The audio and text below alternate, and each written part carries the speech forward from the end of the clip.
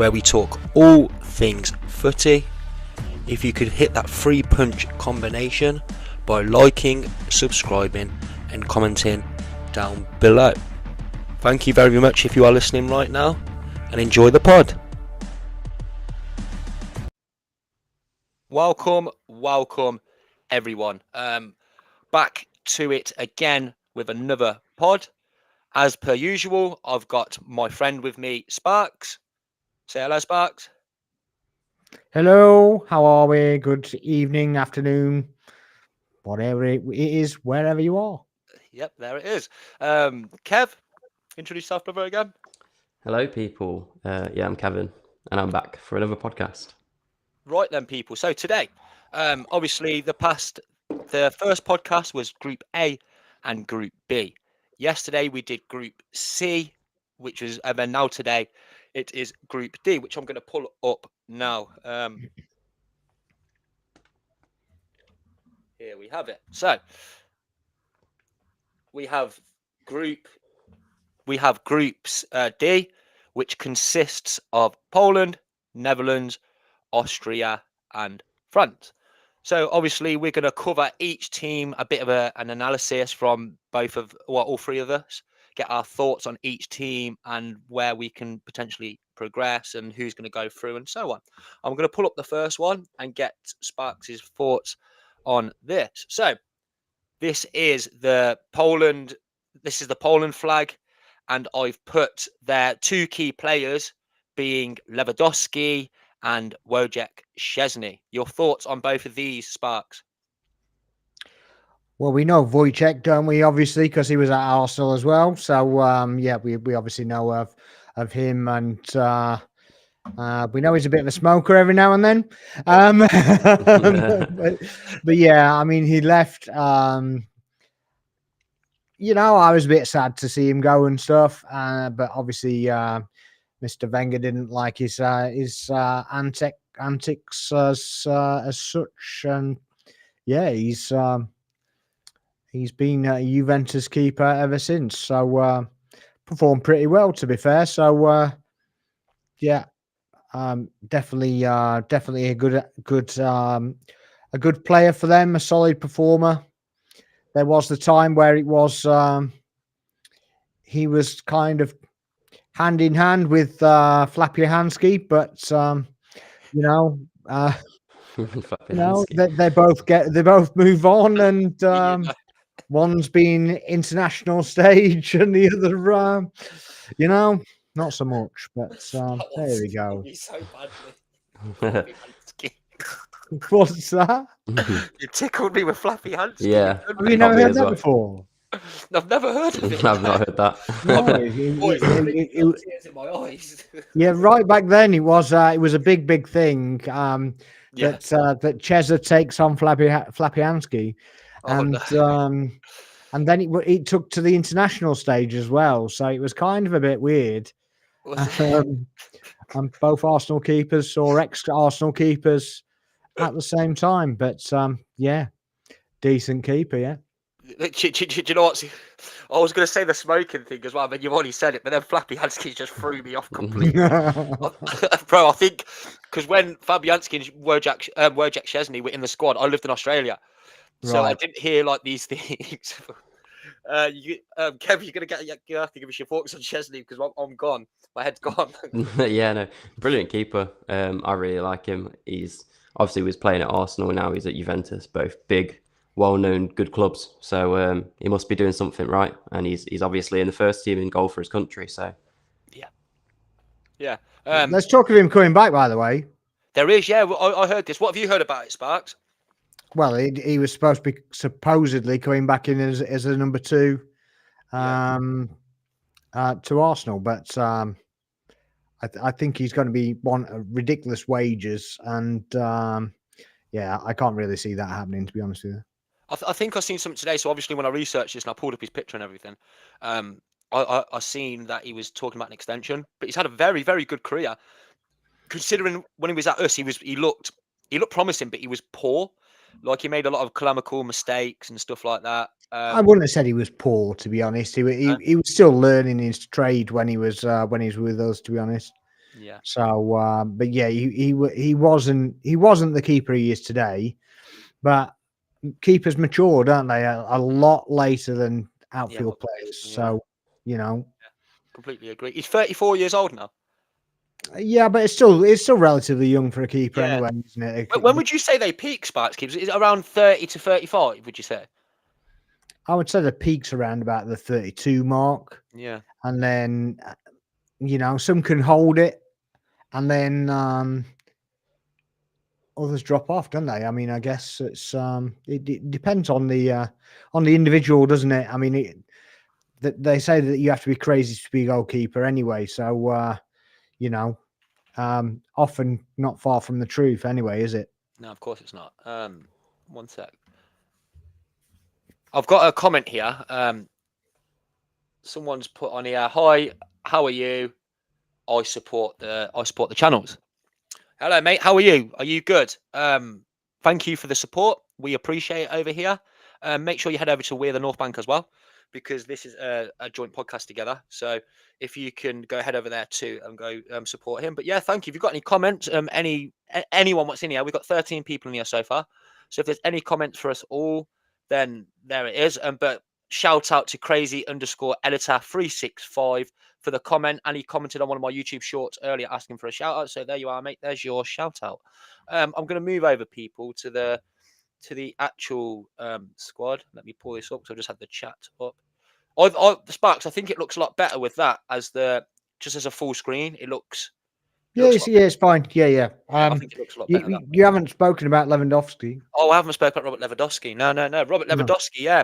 We don't need to talk about him. Yeah. No, he's only a menial player, isn't he? Exactly. Not scored any goals. Yeah. Let me just pull that away.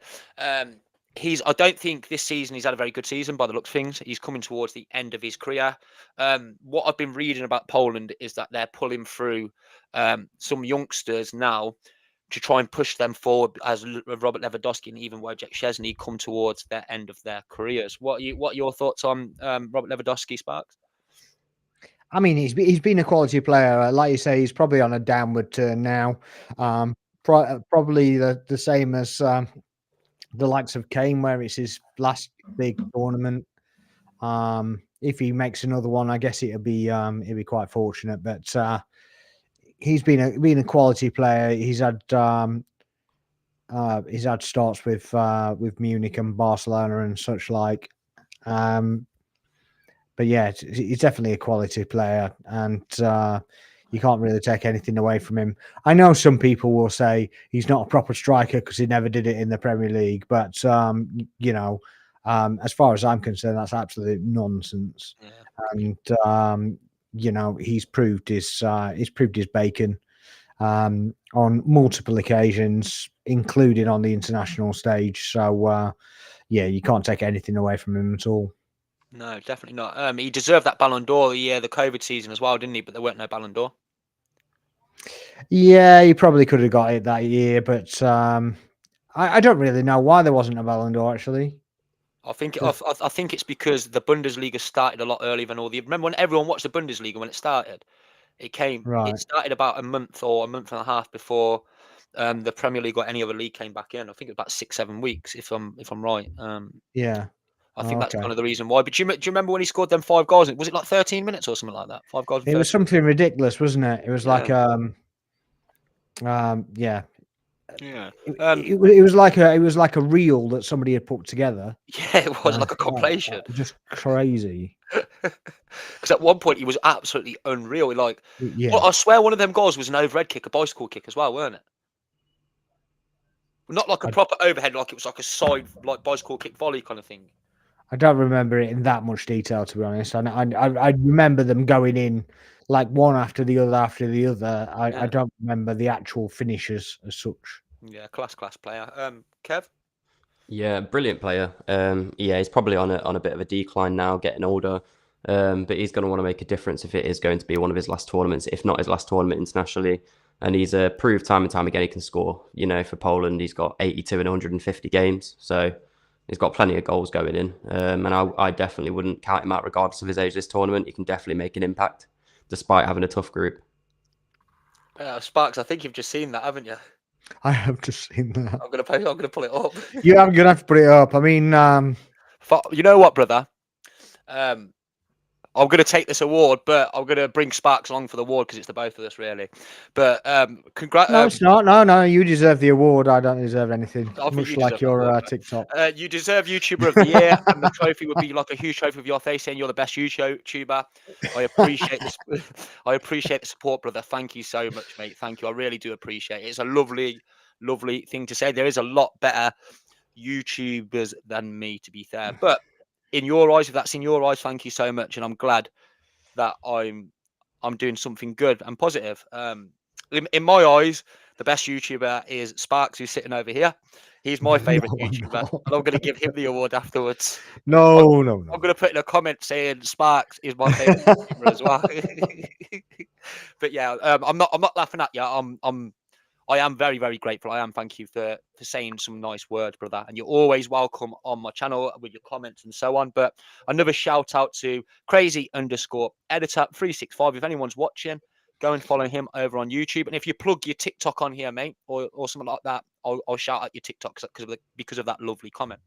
I'm going to move over to the form guide. That's thrown you, isn't it? Yeah, that has thrown me very much so. Let me pull away the comment as well. But I really do appreciate that, mate. Really, really do appreciate it. It's nice to have some love and some support sometimes, mate. Very much so. So Poland's 5 fixtures look very, very healthy. Very, very healthy. 2-1 win over Turkey just before this. A 3-1 win against Ukraine that cannot be laughed about because Ukraine are a very, very good side. And then we all remember when they beat Wales, which I'm going to pull up afterwards. So if we can just kind of not talk about that game until after, because that's my, the one that I'm going to show everyone. Then we've got Poland and Estonia, and then even the last European qualification there, Czech Republic. Czech are a very, very good side. Thank you, Sparks, for pulling that up, bro. Poland and Czech. The Czech is a very, very good side, and it's a lot of people's dark horses. Sparks, your thoughts on that kind of form guide, them results? Anything surprising you in there? I mean, it surprises me that they don't get the job done before penalties against Wales, to be honest. But yeah. I mean, it wasn't. If I remember the game, I don't think Wales played particularly well either, and still managed to keep a 0-0. Yeah. So yeah, that kind of surprised me a little bit. But as we said before, a win's a win. It doesn't matter how you get there. I'll pull that one up there so we can see it's there. Yeah. Just because you're on the talking of it, there we are. Poland, Wales. But yeah, a win's a win, isn't it? And all you can do after that fixture is kind of do better the next fixture, and they've won that comfortably. So they're always there or thereabouts. A difficult side to beat, Poland. They really are a difficult side to beat. They've always had some decent players in there, if not outstanding players. But yeah. I don't see. I see they'll get out of the groups comfortably. I would have thought, but that'd be about it. I think. Yeah. I'm going to put up the form guide again just so we can move over to Kev. There we are. See, I'm a lot quicker with this today, and I'm a lot better with this today, boys. Have you not noticed? You know how I've done it, Sparks? Can you see above where it says Poland, the writing in the blue writing? That's how I'm seeing what on the graphic. It says Poland labeled, so you can see it when it's minimized. Oh, right. So I can see it when it's minimized. I've done it. I'm paying zero attention. That's best YouTuber energy. I'm not graphic monitor, so I don't need to see what it is. You're hosting those guys. So I just kind of sit back and comment. Literally all I can see is blue YouTuber of the year over there. So I just the YouTube hero. We just sit here and wait and watch the views roll in for him. Do you know what's the funny thing? I've even got, so that's in blue. All I can see is the blue writing. So I've got little notes on my phone what I'm looking at where it says blue is Poland. Right. So whichever colour you colour coded it. You're giving away your tricks now. I mean, you shouldn't give your secret weapons away. Oh No. mate, this is an awful look at the editing on that is absolutely woeful. I should have just put a big picture of Lewandowski's head cropped on there, and I would have actually clued what it was. Kev, what are your thoughts on that form guide? Yeah, do you know what? It's not bad. It's not bad. As you say, the draw of Wales. You'd like to think they could get Wales out of there, but it was a big game if it was, the qualifying playoff. So I guess Wales would have come to play. I didn't actually watch that game, so Sparks, like you said, Wales didn't play great. I can't really comment on that, so I'm not sure. It's not a bad run at all. A little interesting one actually, like Estonia game. Matty Cash from Villa, he played for Poland in that game. Yeah. The English Matty Cash who plays for Poland. Yeah. He got Polish grandparents on his mother's side, I believe, but not a lot of people would have clicked that. He's got the most English name there is, Matty Cash. Yeah, Matthew Stewart Cash. Yeah, Matthew Stewart Cash. Oh, there you go. This is the best YouTuber, Kev. The most knowledge of both. The one who doesn't use a channel for anything. Yeah. It's not a bad run. It's not a bad run at all. They've obviously got tougher teams in their group, but there's no reason they can't steal some points. Yeah, 100%. Are we ready? Oh no, I'll go back over to this graphic here so we can kind of look at the squad. There's a few little surprising names in there. Obviously Sparks, we all know, obviously Jakub Kivior. Jan Bednarek is a good player. Zielinski is a very, very sought out player. Zielinski, because I already made the graphic with the flag in my head knowing that Wojciech Szczesny and Lewandowski would be in there. But once I pulled up the squad and I seen Zielinski, I thought, oh, actually, I should have put him in because he's actually behind Lewandowski. He's their most important player. I think Zielinski in the centre midfield. I don't know where he's playing now, but he was at Napoli. Napoli, Yeah. Yeah, Napoli, I believe. Yeah, because I remember when we were linked with him at Arsenal as well. I think maybe last season or the season before. Yeah, I think it was season before, wasn't it? Yeah. It was. Yeah, because it was him and Milinkovic-Savic. We were linked with both of them at the same time, kind of thing. Yeah. What are you thinking looking at this squad now, Sparks? As I said, it's just a solid squad. It's they're no mugs at the end of the day. A decent side, staunch. They're quite solid, quite physical, and they can get the job done. Obviously, you've got Lewandowski up there.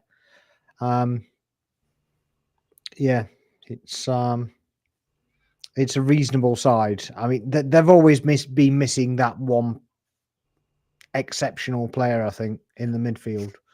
Yeah. That back three is a very, very strong back three, isn't it? Yeah, I think and Bednarek's Premier League as well, isn't he? He's Southampton, isn't he? Yeah. Yeah, so he'll be back in the Premier League this season. Yeah, but he played in the Premier League 4 or 5 seasons, I think. He did play in the Premier League before they got relegated. Yeah. Looking into it is a better squad than I was kind of thinking. The thing what threw me off, yeah? So, like, I'll tell you the reason why I had to put that writing up the top, boys. Look at that Poland flag. Does that not look like the Netherlands? Up at the top. Can you see it? Where it says 0-0, you've got Wales and you've got the Poland flag. It looks like the Netherlands flag. Does it? That looks like the Netherlands badge, does it not? Like the orange like lion kind of thing. Do you see it, Kev? Yeah, I know what you mean. I think theirs is more like a football, but I think the shape of it from a distance, yeah. Yeah, that's supposed to be a football on a pedestal, isn't it? And the Netherlands one is a roaring lion, isn't it? Yeah. I can see where you're coming from there. Yeah, I can kind of see that the thing's a mouth, but yeah, when it's in a little small graphic, it looks really similar. Right, Kev, your thoughts on this squad, my brother? Yeah, it is a strong squad. There's another player they take to the Euros that wasn't in this squad, who's a player to look out for as well, called Piatek. Very good. I think he scored about 1 in 3 for Poland on an international level, and this season he's come away with 17 goals in 34 appearances. So he can score goals as well. Yeah. So if you throw him into the team, again, it is just the midfield. Zielinski's a great midfielder, but they are missing, I think, just that one extra really good player. But they've got to make do with what they can. And, the rest of the team's pretty good. The back line's good. The attacking's okay as well. And they've got a good keeper. So, yeah. What I thought, so did Poland not have, not this, maybe a couple of a Euro or World Cup back, did they not have another midfielder alongside Zielinski? I seem to think they had one, but I can't. It's on the tip of my tongue what the name was. But they had there was another good Polish centre midfielder. But I can't really. I don't know if you two remember, but I can't really remember him. I know there was one, but I can't remember exactly who it was. You're not thinking of the old Arsenal Rosicky, are you? No, Thomas Rosicky was Czech Republic. Yeah. No, it's No. Czech. Anyways, are we happy to move on to the next one? Yeah. So I'll pull up the graphic of the group again for people to see. So then obviously it's Netherlands next, and then I'll move it over to Netherlands. Here we go. So I've checked. There was plenty of players I could kind of choose. I think one of them was pretty obvious what I should choose, which is VVD. And then I'll put Xavi Simons in there as well, because I think Xavi Simons has had a very, very, very good season over for RB Leipzig, and I think VVD is VVD. He's absolutely class. He's majestic. He's a Rolls Royce. He's a Rolls Royce of a centre back, and he's still up there amongst. You'd put him up there with the likes of William Saliba as the best centre backs around.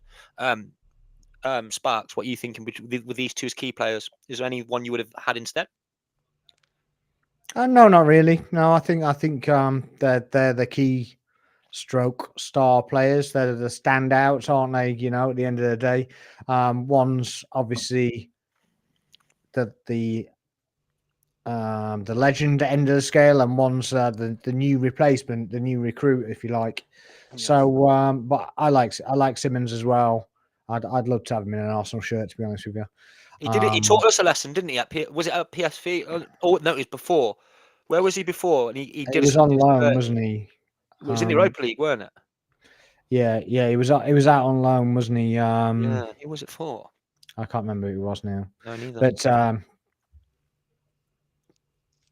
yeah, he's a top player. I'd love to have Simons as a kind of a. He's not really 2-footed, but he can play with both feet. Just tricky little player, and I'd like to have him. VVD is just a bit of a another Rolls Royce defender, isn't he? He can basically do anything. He can pass the balls. I believe he used to play as a striker. He's played as a midfielder and stuff in his time as well. A bit of useless information I kind of picked up from. I don't know if you watch Angry Ginge, but I was watching one of his streams, and he was on one of the football days. And again, I can't remember which day it was. I don't pay that much attention to it, but he said one player that stands out is him. He can just literally just play anywhere, and you know, to be doing that at his stage in his career, and I mean, he's not old, but he's getting there. But to be replicating that at that kind of age. Granted, it wouldn't have been a professional level. It would have been kind of a friendly knockabout sort of thing. But yeah, just credit to him, to be honest. It's I know he sometimes gets a bit of raw deal from opposing fans and such like, but at the end of the day, anybody would love to have him in their side, and anybody that says that they don't want him, then I'm afraid you're lying. You know, you'd have him in a heartbeat. Yeah. So you can question mark Xavi Simons. You can't question mark VVD for me. Of course. With VVD, I'm going to ask you a quick question, Sparks, just touching on VVD, and I'll come over to you, Kevin, and ask you the same question. Where would you rank him in his prime? Yeah. Would you rank him as the best centre back in the Premier League era? Would you take anyone over him, just overall? Like how good he is with the ball, how strong he is, how much pace he has. Would you put him up there with the best? Go on, Kev. Go on, you go first. Yeah. Would you put him up there with the best, Kev? I think he's one of the best. Yeah. I don't know about the absolute best, but he's just so. People don't realise, but he's just so flexible in what he does. He'd be up the pitch for set pieces and corners and get a goal. The way he drives sometimes from the back, and then he runs very comfortably on the ball for someone that looks so big and not as agile as he is. He's big and strong. And, you know, I know we're talking about centre back and defensive, but that's all contributions to the game. And even at the back, he's a nightmare to get past because he's so big and strong. It's quite intimidating for people. And like we mentioned yesterday with Saliba's comment about people being worried to play against him, I can see why, to be honest. Yeah, of course. Yeah. What are you thinking with that question there, Spats? I would put him. I would definitely. I think in 10 years' time, when people look back, they'll say, because normally when they're still playing, you don't kind of think it.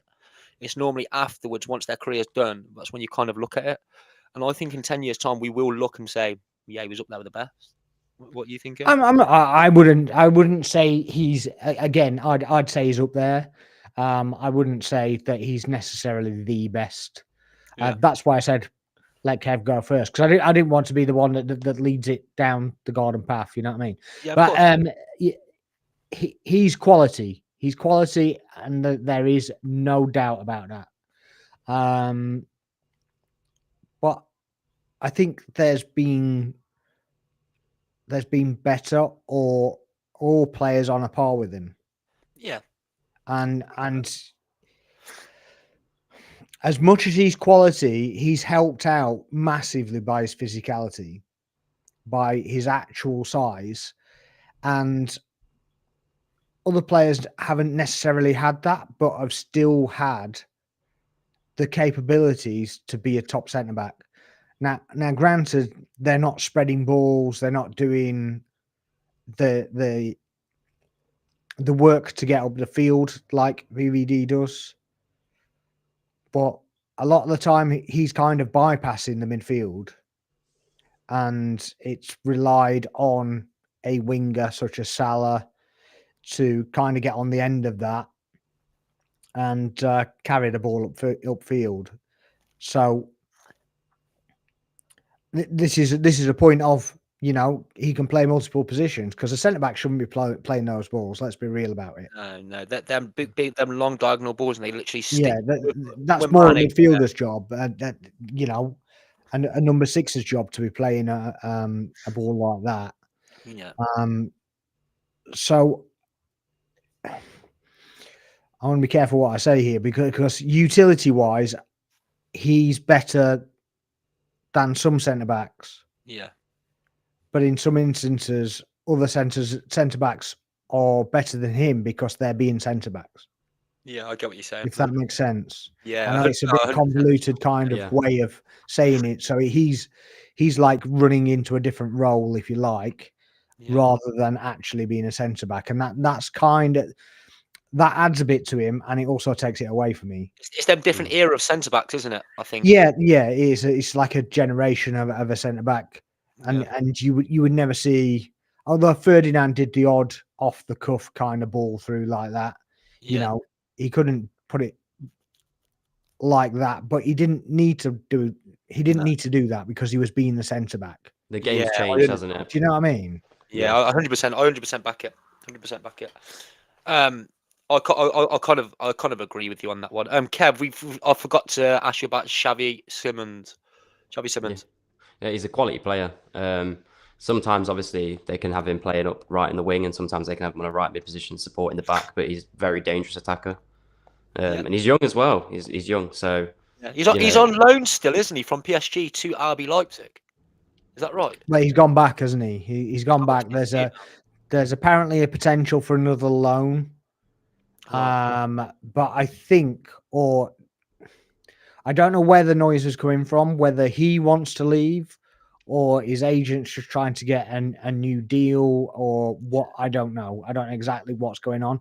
Something is going on with him. Whether he's just pushing for a new deal, or a loan back. So didn't he go to Barcelona? He loaned to Barcelona before that. No, he started his career in Barcelona. And then he went to PSG. Yeah, then he went to PSG. Then he went out on loan too. Okay. It's a weird old career path, isn't it? The fact that you go there and then end up on loan. But I swear, Kev, do you know how old he is? I think he's 20, 21 now.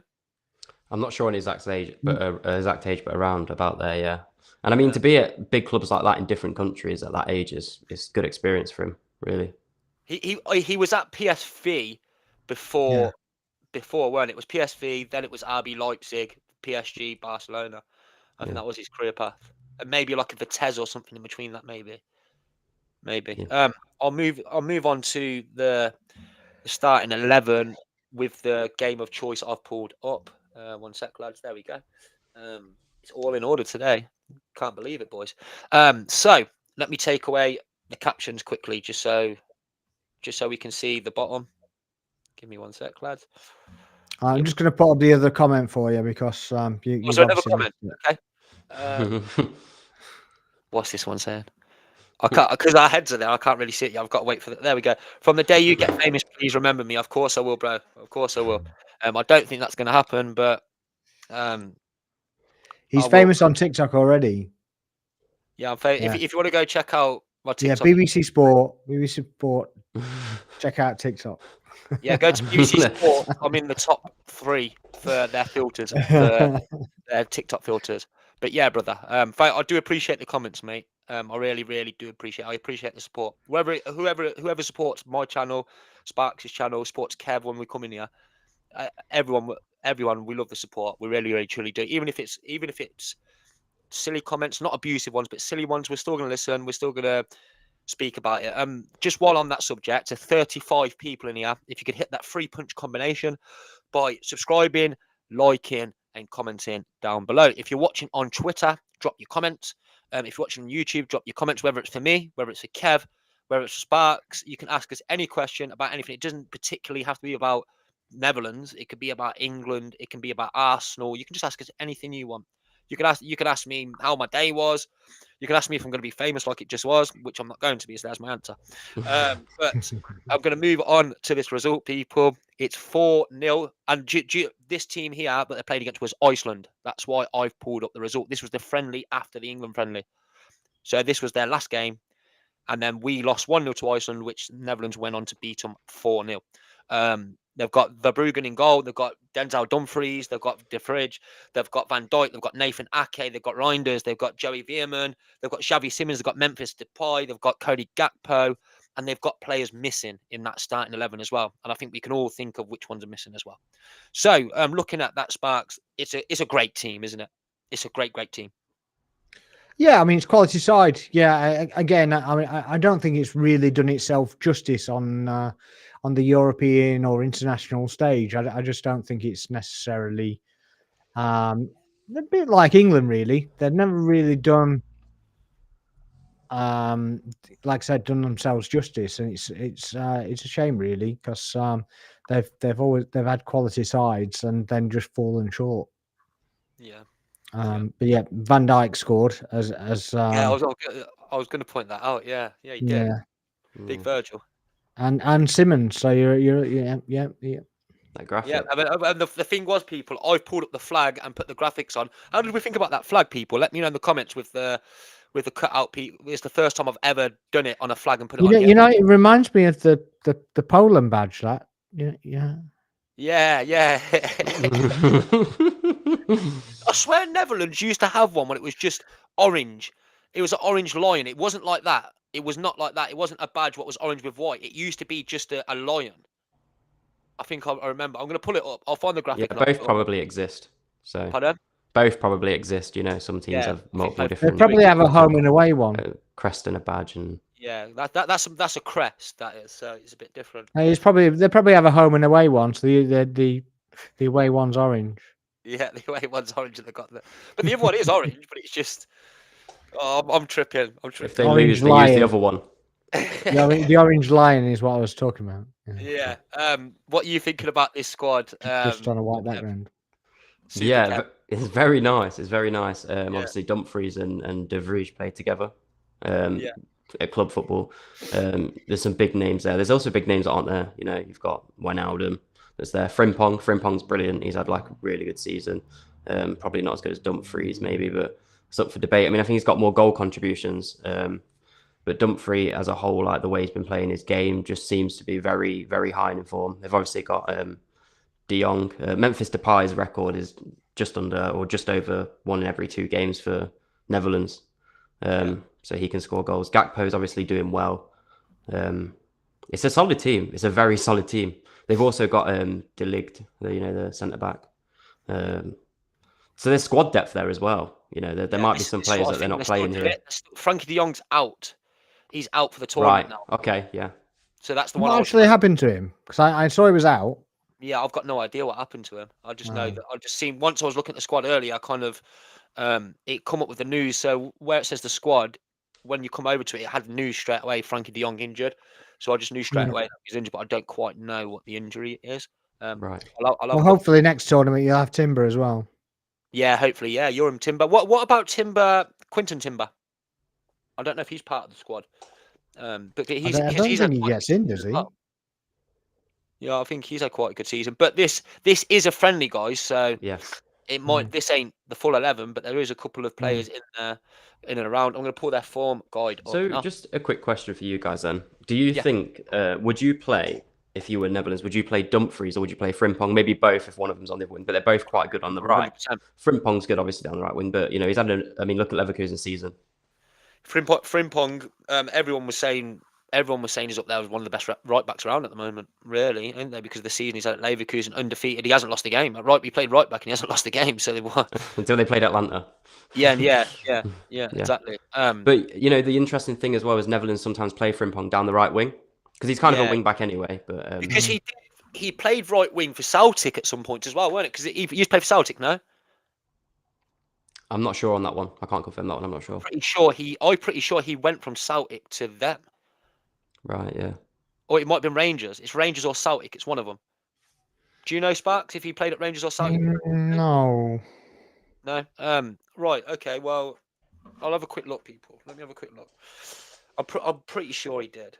Yeah, that's where Verge came from, isn't it, Celtic? Yeah, let me have a look. Let's have a look quickly. Sorry, people, I'm having a look, because otherwise it's going to play. Celtic it was, yeah. Manchester City to Celtic to Bayer Leverkusen. Right, yeah. This is his. He's only had Frimpong's only had 4 appearances for the Netherlands. This season, he's played for Leverkusen, scoring 18 goals. 18 goals from right back. Incredible. That's like Grimaldo when we put the Grimaldo graphic on the group. Yeah, crazy, isn't it? Crazy. Yeah, crazy numbers. 18 Yeah. goals. But yeah, he come over from Celtic. He was at Manchester City for 9 years, from 2010 to 2019. Yeah, and then went over to Celtic. But yeah, this is only his 4th appearance. He's only overall in his international career, he's only had 11 appearances. That's from under 19s to under 21s. So that's kind of like, yeah, it's not a lot. So that's probably why they're playing Dumfries, because I know that Dumfries has had about 50, 60 caps for Netherlands. Yeah. So that's probably the Yeah, Dumfries has just kept him out. It's just simple as that. His experience has kept him out. So that's the only explanation. Because it already is quite an inexperienced squad, isn't it? When you look at it, Yeah. it's quite an inexperienced. There's some very, very good players in there. Don't get me wrong, but there is an inexperience in that squad. So looking over at their friendlies and then obviously the qualification there, they beat Gibraltar 6-0. I thought that I'm looking at that Scotland result, and that's a very, very good result. They've obviously lost to Germany. They've beaten Canada 4-0, and they're beating Iceland 4-0. 4-0 against Scotland is nothing to be laughed about. It's nothing. I don't think England go and beat Scotland 4-0. I really don't. You can't use that though, because it's a different kind of game. Friendlies and that's a bit hard. You know, they could literally just, play to kick 10 bells out of us, and then the next game they can just not turn up. Yeah, well, we're looking at that. They've scored 4, 8, 12. They've scored 20 goals and conceded 2 in them 5 games. 20 goals to 2. So they've won 3 4-0 victories, 1 6-0 victory, and then lost 1 to Germany. But yes, the impressive part is that there's 3 4-0s there, and obviously a 6-0.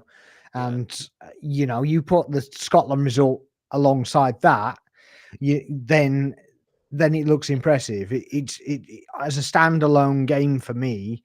Yeah, it's not impressive. I mean, the opponents aren't massive, but I mean, I started watching the Netherlands-Iceland game, and then I had to do something. I can't remember what it was, and then by the time I come back, it was finished. So I didn't really watch the actual game, but I would very much doubt that Iceland played the same way against Netherlands as they played against us.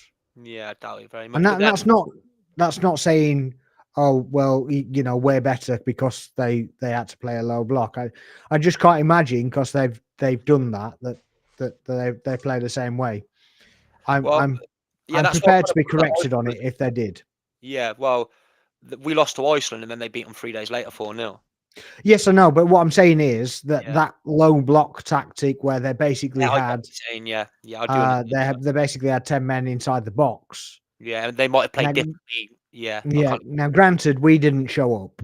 Yeah, yeah. Um, Sparks, where would yeah. you? So looking at this Netherlands side, yeah, I think I've Mm. seen something you posted something on Twitter earlier. Well, X Twitter, whatever you want to call it. Um, you said about them could be worth backing. Let's not talk about odds because I've already been banned because of odds of TikTok for the lives. But where would you? So obviously, I've said France, Portugal. Would you put them in the top four? It's a difficult one because of what's gone before. I wouldn't say they were top four. I think I'd expect them to come out quarterfinals, Yeah, at a push, get to semi-final. That yeah. will be it for me. I But think that's not to say they can't go further, because they've got the squad to go further. yeah, It's often it's the mentality, isn't it? It's like they seem to get to that point yeah. and then everything stops. Let's be realistic here. If just say we got to the semi-finals and we got Netherlands, we'd be happy. Not being like really really biased, but like we'd be preferring that over a France, wouldn't we? Really? Oh, absolutely, Yeah, or 100%. Yeah, Portugal. I'd prefer Netherlands over France or I'd still be cautiously yeah, yeah, confident of beating them. yeah, yeah. I'd Yeah, be so I would say like 70-30. yeah. It's kind of like if we drew, just say like the other Euros where we drew Denmark or Switzerland. Like, would you kind of be not? They're a bit better, but they're kind of on that level. If you get what I mean, like the way we would think. Yeah, I think they're better than that level, but I think it's the block. They seem Yeah, to hit a wall rather than anything else. yeah. And I don't think they'd sit in a low block against us either. So I No, think they that would wouldn't. no. So that would Well, suit us very well. No. they Yeah. play in phases normally. They normally play in like 10, 15-minute phases. Okay. Yeah. So they can sit back and then they'll go and then they'll sit back. Yeah. That's generally how they play. And their play is predominantly through Frankie De Jong as well, isn't it? It's through him. He's their main go-getter playmaker. No, or am I wrong by saying that? Well, yes and no. I mean, obviously they've got the left back and the right back, and Yeah, it comes through them as well. yeah, Dumfries normally gets up quite yeah. Because he's quite been a very lot, to good be for fair. Inter, hasn't he, over the past 3 or 4 seasons? Mm, Proud of Dumfries, yeah. Um, yeah. Kev, what are you thinking on that form guide, brother? It's very good. It is impressive. The amount of goals scored compared to the amount conceded, and it's not like they've been playing, Panama and San Marino. Some of these teams are, Scotland, for example. Scotland's a good result. Iceland aren't an awful team. Don't get me wrong; they're not the standard that they'll probably be playing against in the tournament. But they're a good team, and they're a team that we lost to. Yeah, The Germany result is, again, it's not a thrashing by Germany, which are a good side. yeah. So it's a nice set of results to come into a tournament with, really. I'd For your say past 5 over games. what we've looked at so far, Kev. From A to this is the best set of results we've seen so far. Yeah, I'd agree. I'd agree, really. Would you It's say that as well, Sparks? That's probably the best set of form. Yeah, absolutely. It's definitely showing the best consistency. Again, the Germany loss is a loss by 1 goal. Yeah. That can happen, can't it? So at the end of the day, it's not a thrashing, especially when you've beaten somebody. You're beating teams 6-0, 4-0, Do you and know what it kind of remind me of? That these results, I'm not just bringing Arsenal into it, but when we went on that run of victories and that Sparks, when we beat obviously Sheffield United, we were smashing teams 6-4, 5-0, and then we come up against Villa and lost 2-0. yeah, I mean, there's always room for a bad performance, isn't there? Yeah. At the end of the day, consistency is the key, isn't it? I mean, again, the Euros, as much as anything, any team can win it. Really, it's a cup competition at the end of the day. So you've got to get out of those groups, and it's a lottery, isn't it? So at the end of the day, it's survival of the fittest, as they say, and then Yeah, completely agree. you score more goals than your opponent, you win. The Yeah. most obvious statement ever. Michael But- Owen-esque over here.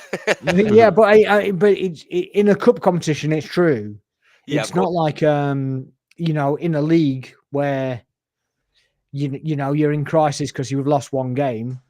Yeah, You lose one game in a cup, you're out. You win the game, you're in the next round. In a league, if you lose it, you can then bounce it back, can't you? yeah, of course. That there is no coming back once you're out of them groups. It's win or you're gone.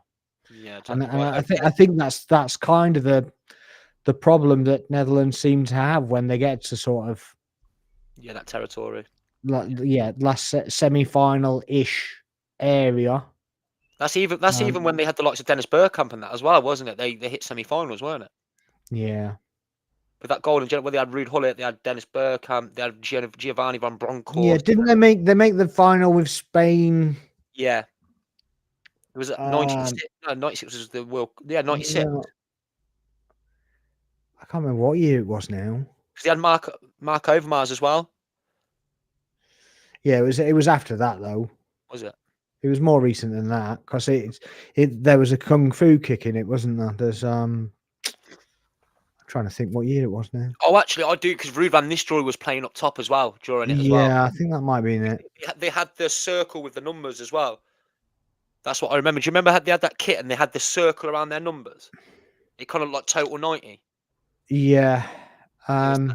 Yeah, it was it was a night kit, wasn't it? Yeah, definitely. Yeah, but I think that's the last time they got to a semi. It was against Spain. Gone to a final rather. Yeah, it was the Euro 2000 and it was Italy. I wanted to say 2000, but I didn't want to look stupid. You were bang on because I was completely off. I looked stupid because I didn't come out with it, I guess. But there you go. Nah, you got it bang on, mate. 96. You were a lot more closer than I was. Yeah, we can't all be YouTuber of the year, can we? Yeah, YouTuber of the year. I've got a trophy around here. I'll Tango. Here we go, boys. Tango. Yeah, go on. I'm gonna move over. So the big hitters, people. The big hitters. Let me click that. Front. So people may not agree with my key players here. Obviously, they're going to agree with Kylian Mbappe. But I have put William Saliba in there because I believe now that Didier Deschamps is going to play him. Because I've heard him come out of it and speak about it in the last couple of days about William Saliba. And he's having a lot of press coverage over there. They wouldn't be putting him in the limelight if he weren't going to play. Pretty simple. But if he does come in, he is going to be integral to France. Well, whereas Kylian Mbappe, we all know Kylian Mbappe is probably the best player going into this tournament. Sparks. Yeah, I mean, you don't need to say anything about Mbappe really, but kind of speaks for himself. He's just been part of the worst kept secret ever in football in history. I think. He transferred. Well, he transferred 6 months before he transferred, didn't he? Yeah. So yeah. So hopefully that hasn't kind of taken too much away from it. Yeah. But yeah, quality player, and can change a tournament. He can change a whole, can change a game, can change a tournament, can change everything. So certainly not a bad player to have in your side, and holding up the rear, as it were. Yeah. If Saliba gets starts, then Saliba's going to do Saliba things. Exactly. I seen him in that friendly the other day, and he was absolutely mate. You need to watch that little compilation. Jesus Christ, man! Like, he was playing the wrong side as well, wasn't he? He was playing left centre back, and he just looked. Well, the thing is with Saliba, what I find with him, I don't know why, but he does it, And I get a little bit nervous about it, knowing that he does it every single time, and he just takes on man, just literally the ball comes from him, and he just looks like he looks like he's not going to pass the ball, and then he just stands there, stands on top of the ball, turns the player, and you're just looking at him like, what is going on here? Like, he's Yeah, unreal. even when you see Gabriel doing it, Yeah, it's kind of a bit more trucky yeah. when Gabriel does it. When Saliba does it, it's almost You see it live as well because you're there for every game. I'm watching it on the TV. What's it like live? Seeing William Saliba? it is mental. It is mental, and sometimes you kind of think, well, there's no way he's getting out of that, and he just does. It's just crazy, and I know that people are gonna say about his positioning and being on the wrong side as I did there, but he can do it. It's so mobile, it's untrue. Yeah. And what So people don't realize how fast he is as well, because he like his strides. He's just like against Haaland. Haaland had 0.01 xG in the last 2 games he's played against William Saliba. He's pocketed him. you know, what surprises me is when the likes of Rudiger, and Yeah. I'm not comparing him to Rudiger, by the way. I'm just basically saying that the likes of Rudiger, he's so quick, but he's quick because of his running style. Yeah. So he basically all knees up in the air, and Head he back just like that. he runs like a blooming I don't know, a Trojan horse or whatever it is. It's just a bit weird, but Saliba just seems to get pace from nowhere. He just seems to kind of I He don't know, glides. just yeah, moonwalk. Yeah, literally. Like It's he it's doesn't a look bit like he's odd. sprinting. What's that? He doesn't look like he's sprinting. No, He looks no. like he's just 3/4 pace jog. Like When way. you actually see him move to start off with, it looks like he's not moving, and then all of a sudden he's just going like the clappers. So yeah. Yeah. Well, people might think it's biasness putting him in there, but I think if he does, because we're Arsenal fans, we see what he is like every week.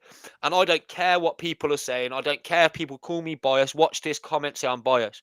Him, William Saliba, last season was the best centre back in the league, and I think in the world. And I'm just, I think he goes all over Canate. I don't think Canate's got anything on him, to be honest. well, think about it, Sparks. And Kev, even you, Kev. If you're a team, yeah, and you can bring in any centre back from around the world for your team for the next 5 years and go, look, you can have this player, 5-year contract. Who you taking? I think every single team would take that man. Yeah, I mean, I was literally just thinking before you asked that question, especially being English, with us having worries in our defence. I mean, obviously, I know we could talk about Euros and international. If you could have any defender right now, who would it be? And I know we're short of a left back, but it would be Saliba. If you got the choice to take any centre back to play for your country, it's not possible, obviously, but Saliba is the one. Even over VVD, I would take Saliba. I think he's had an incredible season. He's an incredible player, and he's got more time as well than, like Van Dijk. Obviously, he's got a lot of time now. He's 22. Yeah, and I think as the years go on, he's going to be a big name for a long time. Yeah. The only thing I kind of worry about with William Saliba, as an Arsenal fan, I know we've gone off branch of France. I don't know why in my head I can see him in a Real Madrid top, and it kills me to think it. But Sparks, do you kind of think that way? I think I don't know why he looks like a Real Madrid centre back. I mean, yeah, but yeah, this is always a problem, isn't it? You get somebody that kind of stems over the pedestal, and they're going to come calling. But the thing is, we just got to win stuff, and if we win stuff, then he'll stay anyway. You know, I don't know if you saw my tweets earlier on, but there was a guy on there and an outer, basically saying that we can spend the same as Real Madrid and Man City, and this, that, and the other, and you're just deluded, man. We're nowhere near Real Madrid. They just to win the league, you're getting 220 million quid. Yeah. You know, and as much as coming second, you're getting somewhere near that. You're not taking it over the bar like that, and then to in that same time win a Champions League, win a Premier League again. Yeah. You know, it all adds up. Of course it does. I think William Saliba, his ceiling in that Arsenal, he's got the highest ceiling out of every single player in that team, in our team.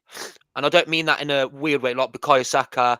I think that I think that Saka won't become the best player for his position. Where I think William Saliba already near enough is already there. Where I think Martin Odegaard, he's up there, but he won't be the number one player for that position. I think in 5 years' time, everyone will just say Saliba's the best in the world. Do you kind of get what I'm saying? Like his ceiling's the highest. Yeah, I kind of get that, but anybody has the potential to lift their level to that level, but they just need to keep going with things. The thing for me is that everybody has different standards, and whenever you've got another player coming into that conversation, that standard is moved because of tribalism, and nobody is really seen on a level playing field because that playing field is always tarnished by some kind of bias, and we all have it. What's mad talking about that though? You know, obviously, I know I'm talking about my TikTok again. When I go on lives, I have hundreds of people flooding in, and every one of them, they'll take the mick out of all Arsenal players. But as soon as I mention William Saliba, they all go, "Oh, no, William Saliba's great." Like every single person. I don't know if you see it on your Twitter, but every single person, no one says to me that he ain't one of the best centre backs. Everyone agrees with it. Everyone, and it's mad. Like, you know how Van Dijk got close to winning the Ballon d'Or, the first centre back to do it since Cannavaro. I see Saliba doing that. As mad as it sounds. Yeah, I know. Arteta hates him though, apparently.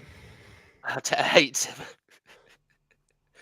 Another online agenda. But do you remember when he was over at Marseille when we loaned him out? Yeah. And he pocketed Mbappe, and he won the Player of the Year over in France over Mbappe. Yeah. If I remember. You know, when you look at these two players, right, it's the sort of thing where you look and you think, you know, if you're playing against Mbappe and he's playing down the middle or he's cutting in from the left, Saliba's the man that you want at the back. Yeah, and you're looking at Saliba and you're thinking, if that's who you're playing against, Mbappe's the attacker you want running at him. And it's just scary to think they've got a team. You know, I mean, this is just two players of a huge squad that is so deep with amazing players. Yeah, I'll pull amazing players. Yeah, I'll pull them up. Okay, so I've just gone their starting lineup from their last fixture, which they actually drew with Canada. So that was their last fixture. But the last fixture they played with Mike Magnan. I don't know how you say Moynan, Magnan, whatever.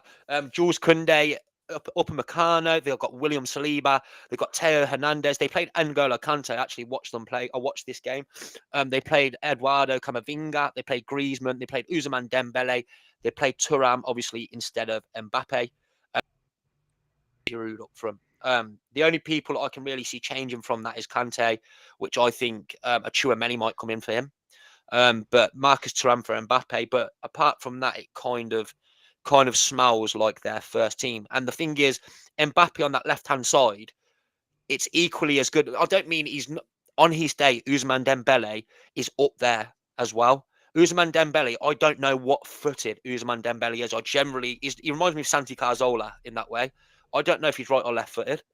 And Griezmann is on fire. He's on really, really good form. But for Atletico, he's looking like he's back to his kind of old self. You're thinking on that squad, Sparks? Yeah, I mean, the only thing I'd say with Griezmann is he's 33 now. I didn't realize he was that old, to be honest with you. And I heard somewhere along the grapevine that he had a 15 million release clause, and I was like, we should be all over that, you know, this, that, and the other. And then you realize that he's 33, and you're like, well, that's why the release clause then.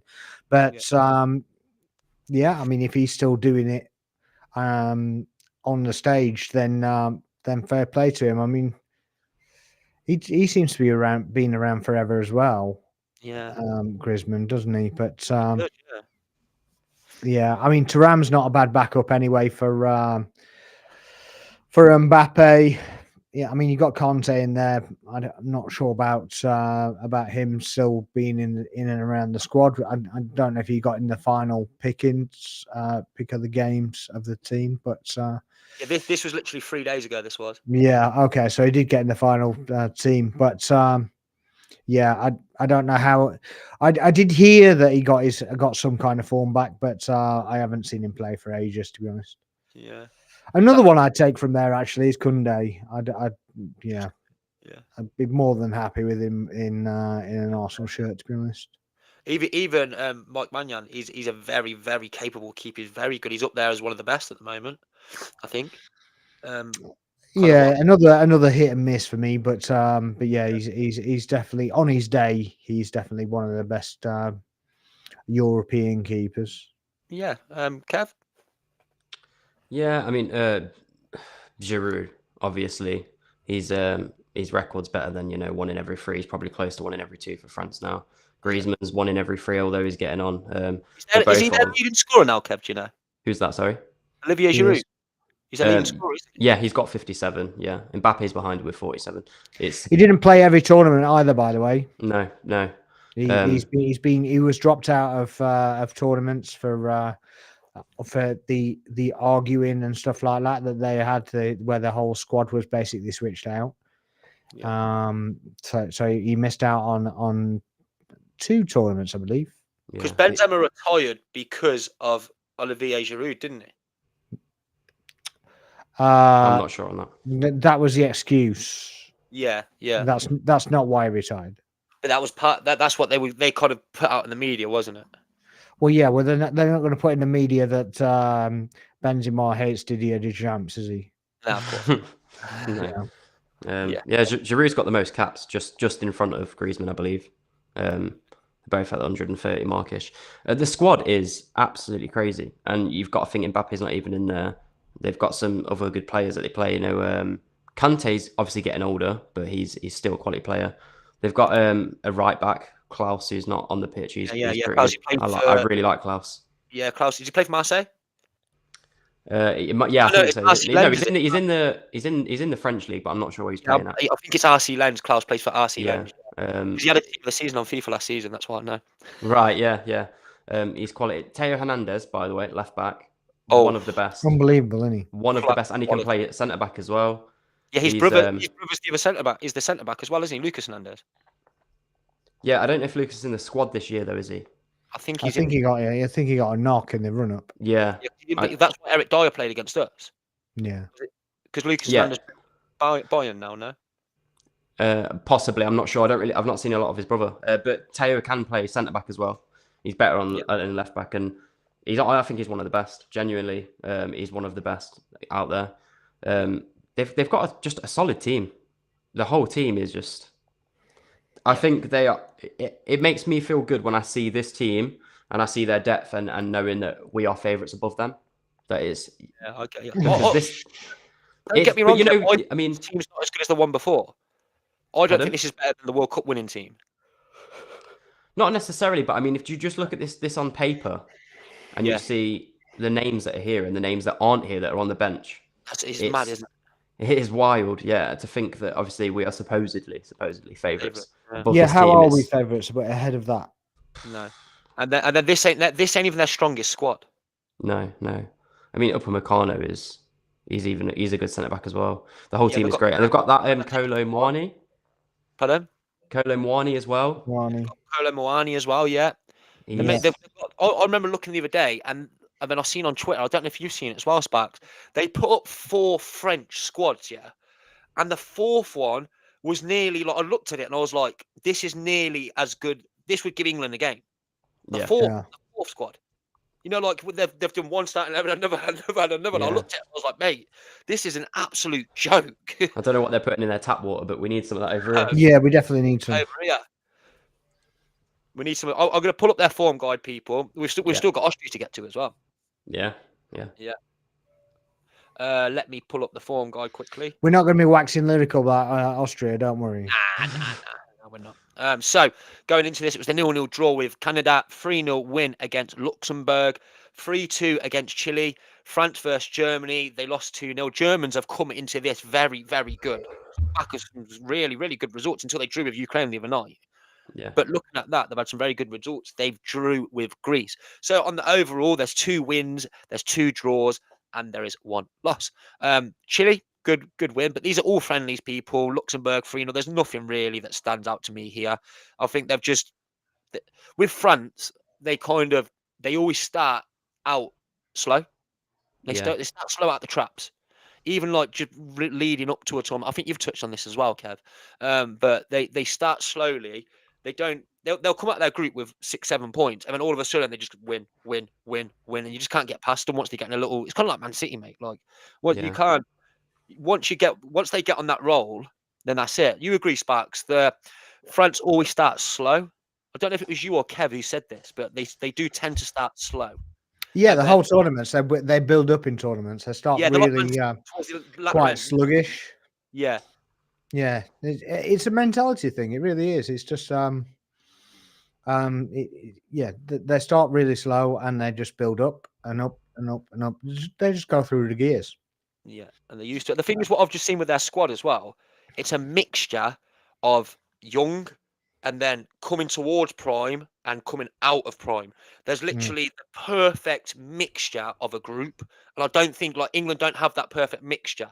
We have either coming out of career or we have just starting career. There's nothing like kind of in between. Like Saka's 22, Jude's 21. It's like there's no like 27, 28-year-olds, if you're kind of grasping what I'm saying, where they've got like Teo Hernandez, they've got all these players. Griezmann, I know Griezmann might be coming towards the end, but he's predominantly his position, the way he plays, he can play honestly 38, 39, 40, Griezmann, because he don't exactly sprint around the pitch, does he? Like, he's not that type of player. So what are you thinking on this form guide here, Sparks? I mean, the 0-0 against Canada kind of surprises me, but it's yeah, it's what it is, isn't it? It is what it is. They don't have their strongest team for a start off, but they tend to do it. They tend to do it in the friendlies running up, and in the group stages they kind of just do enough. Yeah. And then they pick up the level and pick up the level and pick up the level. Whereas like the likes of Netherlands, where I was saying before, they kind of go the other way. Yeah. So they start in really good form and then kind of level off a little bit. And then they need to try and find that other gear, but they never really seem to manage it recently. Yeah. So it'd be nice to see them turn that around a bit. But yeah, France are always a threat for me. I believe they're second favourites anyway. Should be first. They should be first favourites. I could see. So, like, I completely agree, 100% what you're saying, Sparks. I can see what I can kind of see happening. I can see Netherlands taking a result off them, maybe a draw or a win, and then they still get through. They still finish like second or first, but then they just go on in the group. They just go like this all the way to the final. And before you blink of an eye, they're beating everyone before you even know it. The thing is as well, what they sometimes do as well is obviously they've played somebody in the group.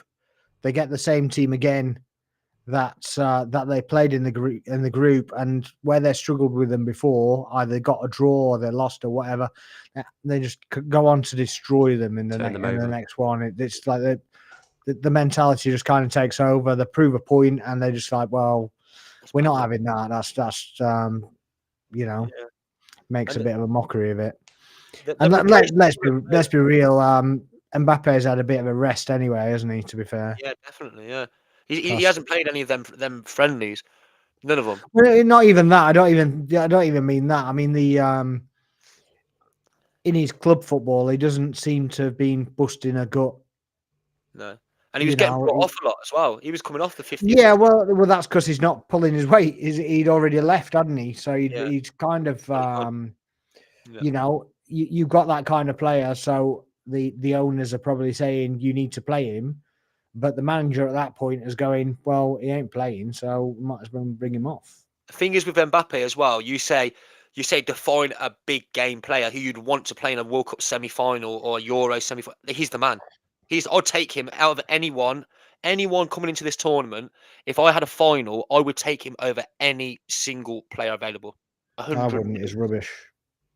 Kev, what are you thinking on this form?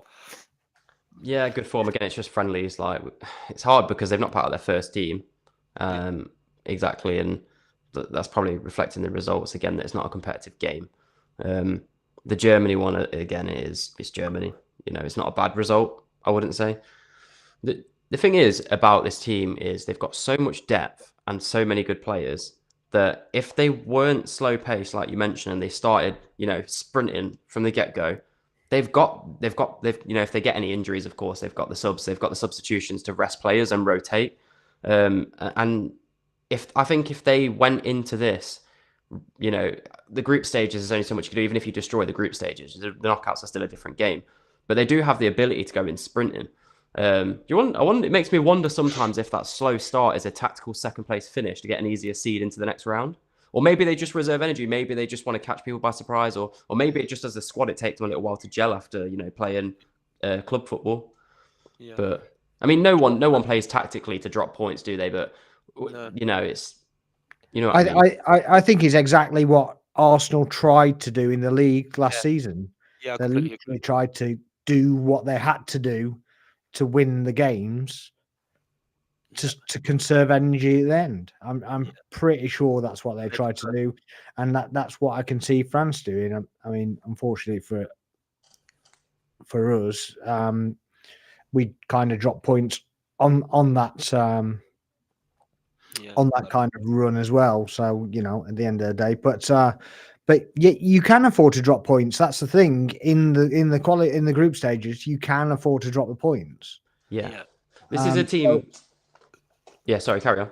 That's what I'm saying. It's a group game, a group competition, and then it goes into knockout. So they're just conserving energy until they get to the knockout stages, and it works.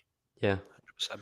So this is a team I can see dropping a result to Netherlands. I think this group obviously will be all France and Netherlands.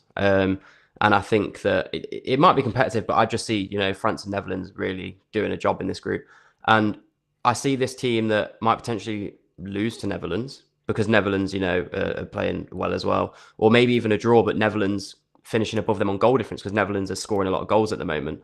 And that leaves France potentially in a better position going into the next stage. Okay, yeah, they may have, a group winner as opposed to a B or maybe even a third place. I can't remember exactly what the seed is for their group.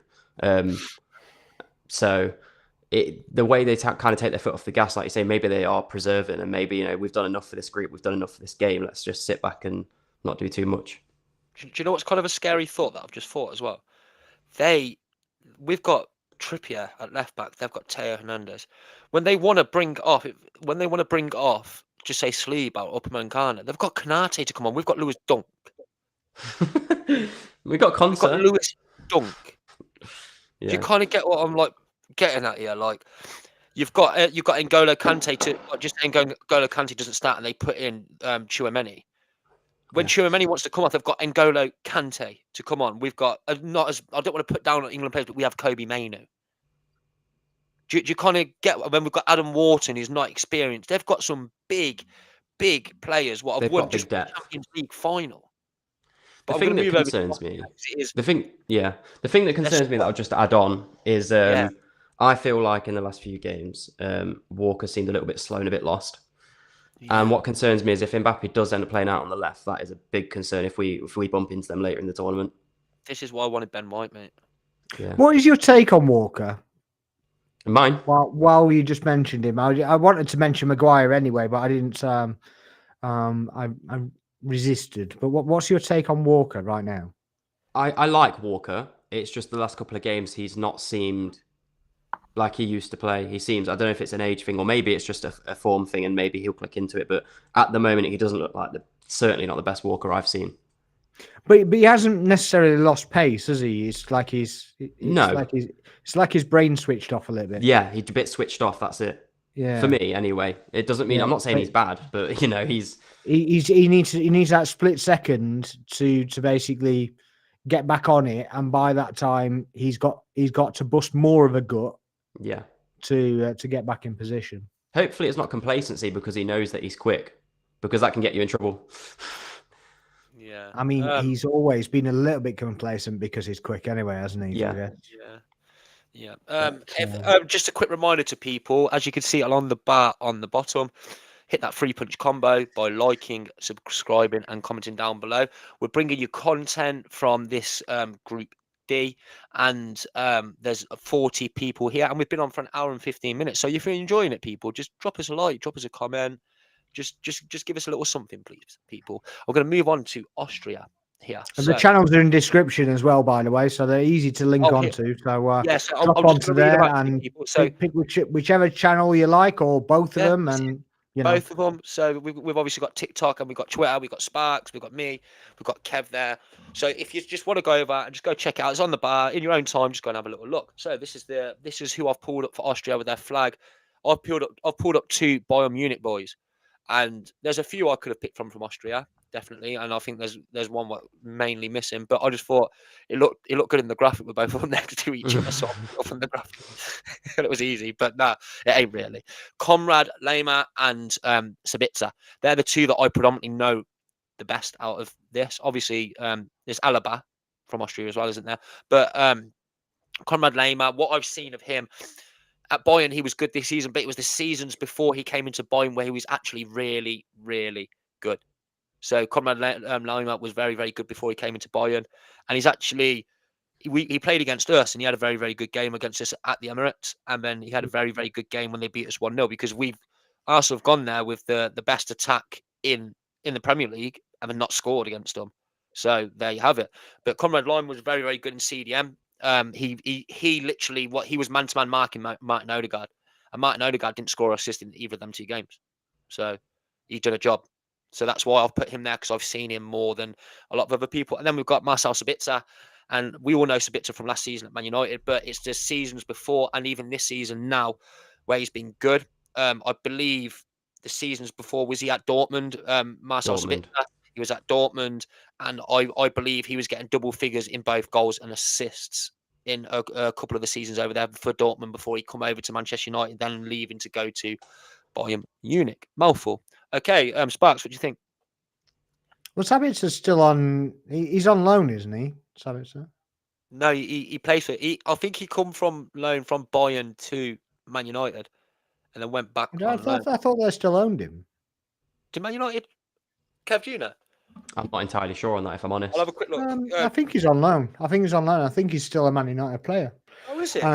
But I might be completely up the cuckoo there, but I thought he was. If he is, that's good news for them, if you ask me. Say again. Definitely. If you ask me, that's good news for them if he is. He was on from, so obviously he started he was at RB Salzburg. That's where I seen him at RB Leipzig. So when he was at Leipzig, when they were kind of breaking through, they had a good core of players. That's when he was good and he was breaking through. And then he went to Salzburg on loan, then Bayern Munich, then he went to Manchester United on loan, and now he's gone back to Dortmund on a free transfer. Oh, okay. Right. Is that recent then, I'm guessing? Yeah, he played for Dortmund this season. Yeah. Yeah. Oh, okay, yeah. He played for Dortmund this season. So I thought he played for Dortmund, and when you threw up the Bayern shirt, I thought I was missing something. No. Yeah, he plays for Dortmund, but it's just right. Yeah. I put up a graphic. I just put in Marcel Sabitzer, and obviously we know who he plays for and that. So I just pulled up one that was equal with Conrad Lehmann. It looked nice next to it, kind of thing. Yeah, obviously he plays for Dortmund, yeah, but he was at Bayern Munich for 2 years. That's where he went on loan to Manchester United. Then when he come back, he signed on a free transfer for Borussia Dortmund. He scored 4 goals this season for Borussia Dortmund, having 25 apperances when he's had an injury. So you just screwed with everybody's brain, haven't you? Yeah, that really. Yeah. Freaking BVB. Like, why has he got the? Yeah. It's when I searched Conrad Lehmann, I searched him, and then there was literally, it had the pictures of him, and then it had Sabitzer the next one along, and I was like, I might as well just use that. Yeah, thanks for that, mate. Thanks. Yeah. My brain is fried. Yeah, literally just yeah. Yeah, go on, Spark.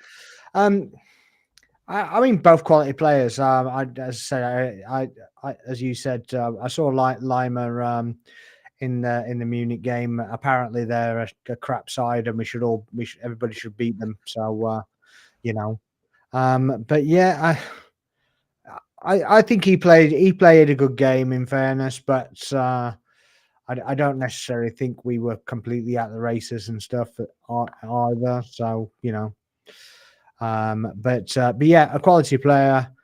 I've seen more of Sabitzer, to be honest, than Lima. And when he played at Man United, I thought he was quite decent as well. But I thought they'd signed him. I don't know why I thought that. I thought he was. I thought they'd signed him and then loaned him back out. But obviously they'd loaned him in and then didn't take up the option to buy. No, but yeah, I thought he looked.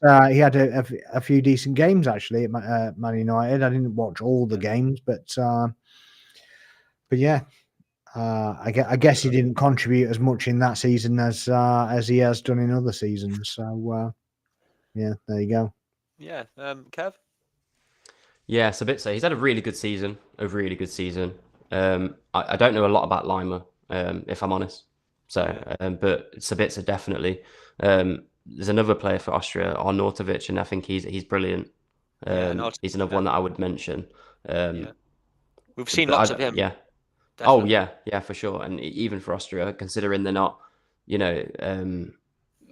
probably up there with one of the best teams, he's got quite a good goal scoring record for them as well. Just to mention, Sabitzer has 78, because I'm obviously still on it, 78 appearances for Austria, which is quite a lot. Yeah. Carry on, But Kev. Arnautovic has got 112. Does he? So, yeah. Arnautovic has had a lot of experience. He's moved over. He's in Italy. Yeah, Italy now. Yeah, and he's at, was it Torino or something like that? Is it not? International. Is he still at Inter? He plays basically with Dumfries and De Vrij. Yeah, so he's in Inter. Yeah, he's at Inter. Yeah. So I'm going to move over to the team, the graphic here where it's got the starting 11. I had a complete brain fart. That serves you right for throwing us on that graphic. Yeah, the game of choice. So I've actually just forgotten as well. Grilic is their best player. Grilic, it's number 10. Grilic is their best player, as well as Baumgartner. They both play in Bundesliga as well, people. Yeah. But I didn't put them up. I just put up recognisable names for everyone. Knowing that you two haven't seen the graphic yet, I didn't know whether you're going to know who Grilic and Baumgartner is. But yeah, Baumgartner and Grilic is their two best players. Got Weimer at left back, and obviously you've got Marko and Arnautovic up front. But number 90 and number 10 are their playmakers. Big time. Baumgartner is very, very good. I'm pretty sure he's at Hoffenheim. I might be wrong by saying this, but the last time I seen Baumgartner, he was at Hoffenheim in the Bundesliga. But yeah, so I pulled up this result because when we looked at this England squad yesterday, the England group, I said how good Serbia's team was, and Austria went and beat them 2-1. Early goals there as well. Yeah, that's a very, very good victory. Because that Serbia side's a very strong side, so maybe this Austrian team can't be underestimated. When I've looked at the squad, knowing who Baumgartner is and Grilic as well, and they've got David Alaba as well, haven't they? Austria, and he's being rested. Alaba's a very, very famous name. But it is a very good squad. I don't know. Do you want me just to pull up the form guide, or do you just want to talk about this result? Yeah, the one thing I would say about Serbia and the kind of staunch low block sides, if you do get an early-ish goal, then they have to change the way they play, and much the same as Iceland when they lost to Netherlands. If you score an early goal, they can't sit back and be on their goal line. So I guess that comes into it, but that's still to get the second goal that early on as well, and then hold out. It's still a decent performance. That. Yeah, 100%. What are you thinking, Kev? Yeah, honestly, this Austria is one of the teams I don't know a lot about at all. There's a few big names that I know, but I don't know a lot about them. But a result against Serbia isn't all that bad. What I do know,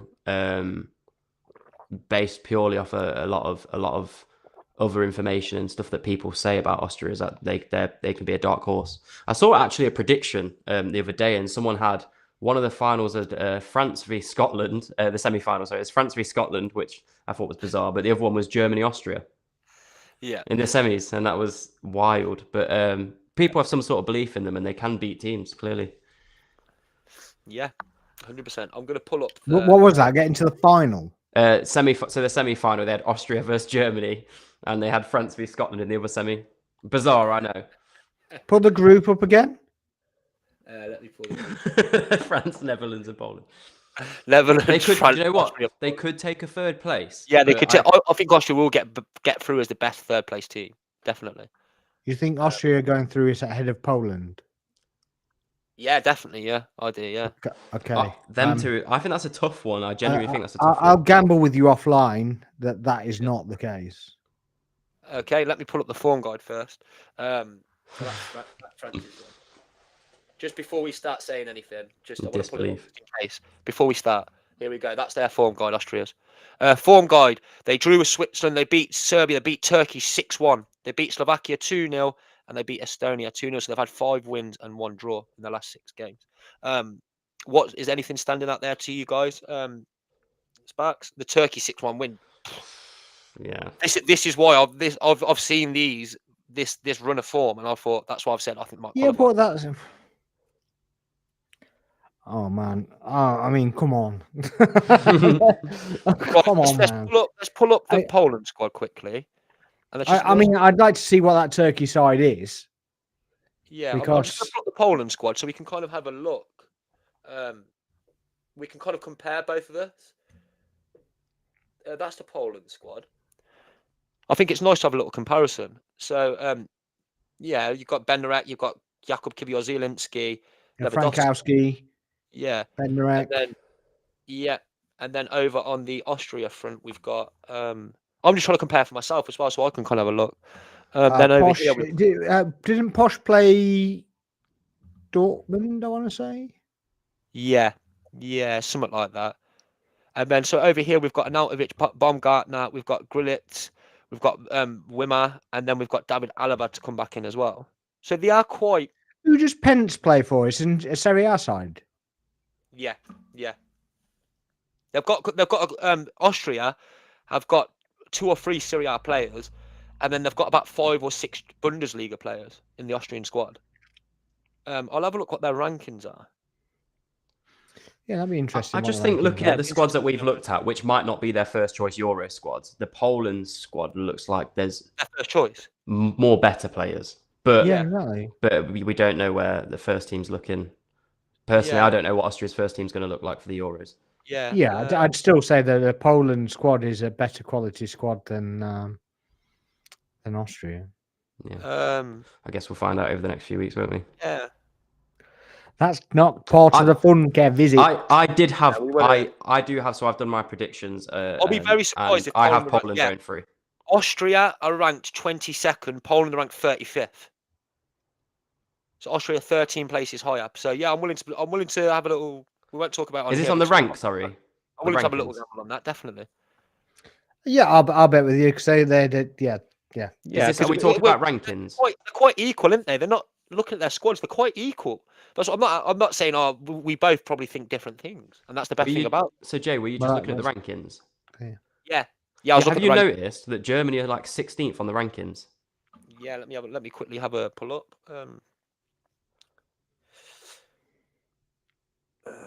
Because they could just be down rankings because they haven't played as many games. Right, yeah. And I saw the rankings. I saw Germany 16th, and I thought that is bizarre. Yeah. Yeah. They didn't qualify for not the last tournament, the tournament before as well, did they? So they got ranked down for that. Yeah. And they got ranked down because of the games they didn't play as well. I think I just noticed. I think like Turkey were above them. Well, yeah, actually, but you can get ranked down because another team qualifies and you don't. Yeah. So the latest one now, so I've just pulled it up. So just before I just Googled it. But now it's got Austria at 25th, 25, and Poland at 28. So yeah, I can understand that because they're very evenly matched squads. Maybe I should have put the world rankings up with this, but I didn't even think. Is what? I should have put it up. You know when I put the badge up, I could have put the numbers next to it as their world rankings on the flag or something, but I ain't done it now. But in between them, there's Hungary and Sweden. So you've got Poland, Sweden, Hungary, then Austria. But looking at this, Australia's higher ranked than Austria and Poland, and Wales are one place below Poland. Oh, they're not exactly something to go by, exactly. Definitely not. Just quite intriguing. I believe Austria have got a couple of good players, but I do think they're going to finish bottom of this group. I think Poland do come third in Yeah. this group personally. Yeah, all my predicts I've done. It's just that's how it's come out for me. Yeah, I can back that, bro. I can back that 100%. I just think the World Cup, Poland didn't go through, did they? From what I remember, Poland. I think Yeah, they Poland did, boxed. didn't they? I thought they went through. I thought it's. I remember being surprised by them Yeah, going through. I'm not sure if yeah. that was the World Because I Cup seem to remember that off the top Austria of my went head. through as well. Well, they're both well from what we're going Possibly. off. They are I both don't- pretty equal. Like looking at the They're, teams. they're, they're just evenly matched, aren't they? Yeah, yeah, Yeah, very. But it's just because I know of that Baumgartner and that Grillitz. yeah. That's what's kind of like swayed me a little bit. I Maybe a might just little. have a gap in my knowledge about Austria, honestly. Yeah. Well, from that squad, I can tell you from that starting 11, there was 3 Serie A players and 5 Bundesliga players in that starting 11. Whereas Yeah. the Poland squad, I knew pretty much every one of them Austrian players. With the Poland one, I didn't really know them all. So that's kind of what I'm grasping at here. Yeah, If you don't know players, you don't know, like yeah. kind of thing, like you're saying as well. So This is yeah. vice versa. So Yeah, saying that, shall we move on to what we think the group is going to be? Like what we pretty much touched on it, but I think that France will top the group. Netherlands will be second. I think it may be a 7-pointer. Netherlands and France draw with each other, so it could go either way for me. It might be a bit outlandish saying that because how good we're saying the French squad is, but what we touched on, how far they can go. So I'm going to put France first, Netherlands second, and I'm going to go with Austria third and Poland fourth. Sparks, you, brother? I'm going to pause. Yeah, I think France first, Netherlands second. Though that can be either way around. It obviously depends on the form guide, obviously. And I would say Poland and then Austria. Yep. What are you saying, Super Kev?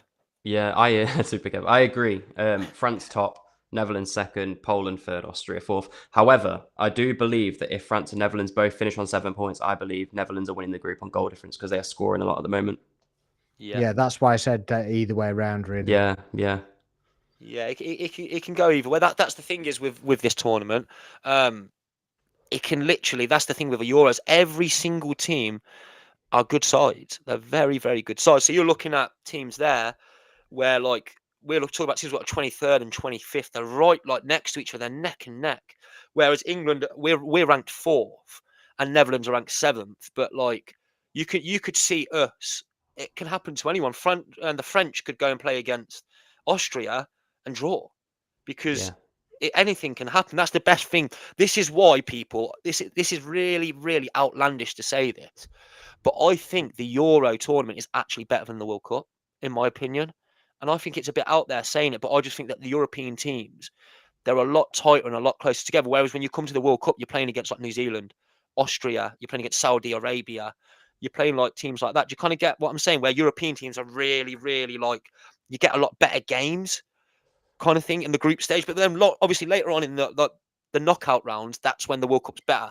But I think the group stages of the Euros is better than the group stages of the World Cup, where you can sit there and watch games and you're not going to be bored because both teams are absolutely evenly matched. Well, like the Euros, just say that probably the least ranked team would probably be about 29th, 30th, Albania. right, yeah. Whereas when you go to the World Cup, you can get teams that are ranked 70th or 80th. Do you kind of get what I'm saying, Sparks? To a degree, yeah. But I mean, the kind of World Cup stands up on its own merit, doesn't it? At the end of the day, that I don't really think there is a boring game because it is the World Cup. So Yeah. it kind of stands before it because everybody's had to do the qualification process to get there, obviously, apart from host nations.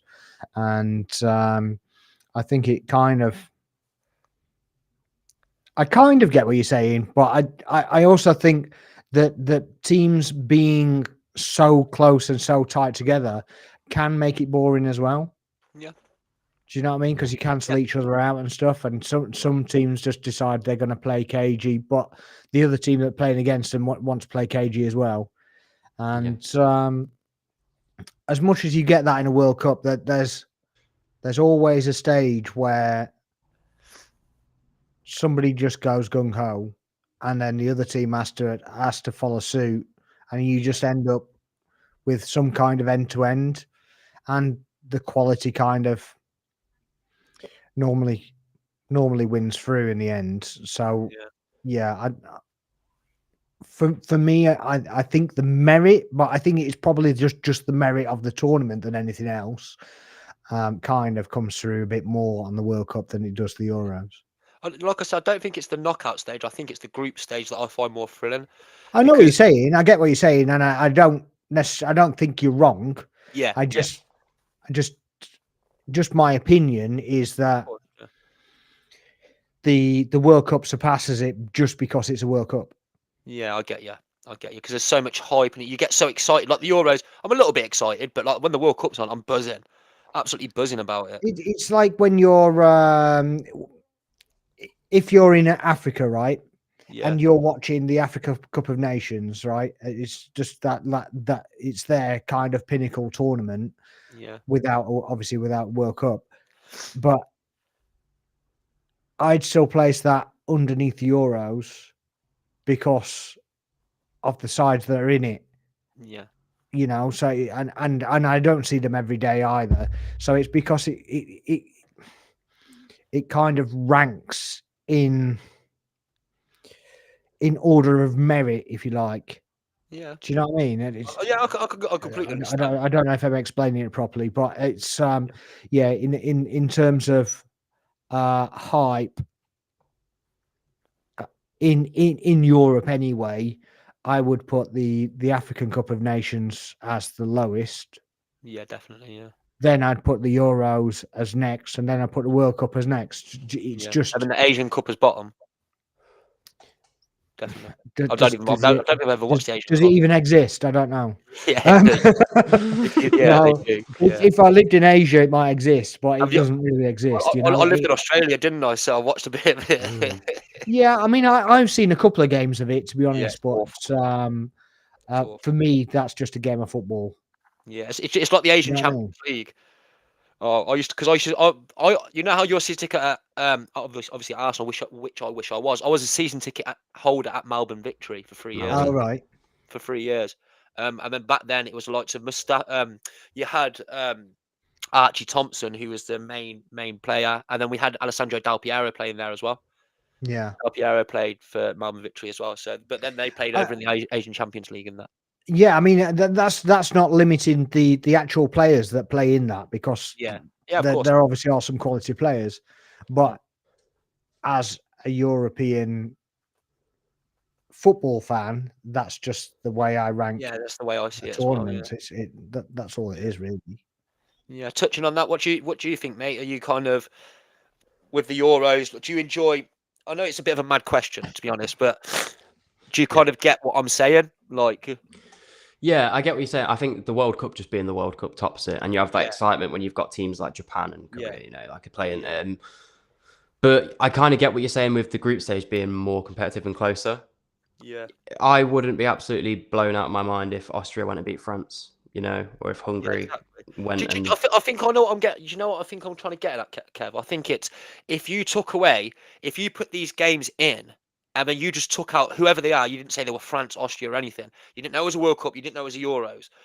I think a lot more competitive games are the Euros. Yeah, I think you know what it is. As a fan, it's exciting a lot of time when you get goals and stuff. And I think with some of these games being so competitive, sometimes they are a bit slow and they can seem almost boring to watch because you know teams are defending and you know, some people just like to see goals and so I guess for some people when it's a bit competitive, it can, you know, and goal difference changes things as well. So if teams aren't scoring, you know, it affects the groups. But I get what you mean in a competitive sort of value. Yeah, probably it's a bit closer because in the World Cup, you do get teams that will qualify that aren't necessarily near the top team's level and they get stuck in a group together and you kind of know what's going to happen from the start. I think we have an idea. So with this group, it's got to be France and Netherlands first and second. Whereas, you know, but it's a bit more competitive. I think in the World Cup, you can kind of guarantee the top two more when you get some of the teams 100%. that are in there. Yeah, 100%. Yeah, because sometimes you would have, just say, for example, you could get England, just say England, Costa Rica, Japan, and then you end up with like Iran. Do you kind of, even though Iran are actually ranked 20th in the world at the moment. Yeah, I just looked on there. Iran are ranked 20th, but you kind of get what I'm saying, like a team like that kind of thing. But it's like when Hungary made it out of the group, right? And Hungary in the Euros. So that shows that competitive sort of, But we'll see it with this Euros now, how Hungary do, because they're actually a better team now than they were at that World Cup, because they've obviously progressed through the World Cup and come over to this Euros now. So so you, just to finish on what you thought the because me and Sparks have said where we think teams would finish in the group. So you said France and Netherlands. What you think? Then Poland. I think Austria will be bottom. Like I say, if Netherlands and France are joint points, I think Netherlands will go through a goal difference because they're scoring a lot at the minute. But ultimately, I see France top in the group. Right. Okay then. I'm going to ask you. I think it's a pretty obvious one. Who would be the top goals? Who take away Mbappe? Who's the player to watch from this group? That's the question I'm going to ask. Sparks, what do you think? I'm going to go crazy one. I'm going to go well, not crazy, but probably a bit off the cuff. Depay. Yeah. Yeah, I think he come into a little bit of form, and he could do well. Yeah. Kev. Mine would be Depay, but as you've said, Depay, I'm going to say I wouldn't be surprised if Giroud gets a few goals. And even, a lot of people kind of think he's getting a bit older now. We've seen him for years and write him off, but I think he'll get a few goals this tournament. I think he'll play really well. Yeah, I'm kind of stuck between Ousmane Dembele and Xavi Simons. I don't know if I've pulled Xavi Simons up, but I think he'll have a great tournament. Actually, I'm going to go Xavi Simons. That's good. That's my player who to watch for the for this group stage. Yeah, right. Are we finished now? I think that's we've put just quickly actually because it was mentioned there that the Giroud I think is still one of the most underrated players ever to walk through the Premier League. Yeah. And I wish we didn't have to get rid of him to get Aubameyang, to be honest. Yeah. I think with us with Giroud, we got the bad Giroud. I think, to be honest. Do you remember against Monaco and stuff like that? I've just got bad memories of him there. That Monaco game where he missed about 10 sitters. You mean where maybe he wasn't just in his best form sort of thing? Yeah, I think that Chelsea got him in his best form, and then I think further on he got in his best form afterwards. No, I disagree. He scored plenty of goals for Arsenal. Yeah, and he was scored about 16 underrated. a season for us, weren't he? Which he did on his own, by the way. There was no support for him. There was no backup for him. There was no different alternative. He was plan A, B, C, D, and everything. So I think I back it completely. He scores these cute little goals, that look really good. But he's also just really good with the ball at his feet, and he's good in the air. He's quite physical. I'm going to put this out there. He's the best striker I've seen in the air ever play for Arsenal. Yeah, and I think it's because nowadays a lot of people are quick and fast, and because he's not the quickest, most dribbling sort of player that isn't running rings around people. I think a lot of people don't give him his flowers, and I think he's quality. What were you going to? His first touch is underrated as well. Yeah, but what I wouldn't do. I know he went on to have quite a good career. I think because he left so Aubameyang could come in. Yeah, no, he did. But that's what I'm saying. He did that little circle thing, weren't it? Where it went from Chelsea. It was at Morata. They had like a circle where they were like that, and then Aubameyang ended up coming to us. So Giroud went there, Morata went over, and then it was something. Yeah, unless he went, we weren't getting Aubameyang. But yeah, it's a bit of a shame. But I think, in my opinion, after Thierry Henry, I know this sounds madness, but Aubameyang's our best striker since. But I think when them 2 seasons, Sparks, when he was in form, like he was top goal scorer alongside Mohamed Salah and Sadio Mane, even he was top goal scorer the year after. For sure. I mean, obviously, that's that's what he did. But I mean, it stuck with me that we had to get rid of Giroud to make that happen. Yeah, because it would have been nice to have him and Aubameyang. It would have been lovely. But we couldn't do that because we didn't have the funds to do it. We didn't have the criteria to do it. And I think I lost respect when he started celebrating and when they beat us in the remember they beat us in the that Europa League, that horrible final, and when he was celebrating. Come on, man! They're footballers. So who cares? Who cares? At the end of the day, and I think he had every right to be pissed off. Yeah, I 'cause we think got rid I of him. think he had every right to be upset Yeah, because he didn't want to go. He no. was kind of forced to go. Imagine showing your kids, like I'll show my kids, yeah, when they're on and go, look at this compilation of these goals of this player. He was the best player ever. They'd completely agree with it, wouldn't they? Looking at his compilation of goals. Yeah, Jesus. Like the man with his head, he won everything. Everything. Like, yeah, you put the ball on his head, you could put it 50 meters away and he'd be there heading the ball. Like that was the good thing about Giroud for me. And this is someone yeah. you need when you're playing, Netherlands, and you've got someone big like Van Dijk who's up in the air and winning things. Yeah. That's the sort of person that you need that can challenge balls or be in the box. Do you know why I'm a bit salty and I've got a bit of a sour taste in my mouth about Giroud? It's not his fault. It was Wenger's fault that he didn't bring in someone else in that time. That Leicester season when Leicester won the league and we were top for 80% of the season. And we had Giroud up top that season with the likes of Danny Welbeck behind him. And we had Ozil, we had Alexis Sanchez, and Giroud scored like 16 goals. And then we needed that striker, and we would have won the league that season. Do you kind of get what I'm grasping at here, Sparks? That's the kind of Yeah, but that's not Giroud's fault. he missed a lot of clangers that season, man. So many. That Monaco game, I remember it. He was awful, awful. Yeah, but strikers have bad games. I know, but I remember. The thing is that if it's the club's responsibility to have an option on the bench for when he has that game, and he didn't have an option. No, he didn't.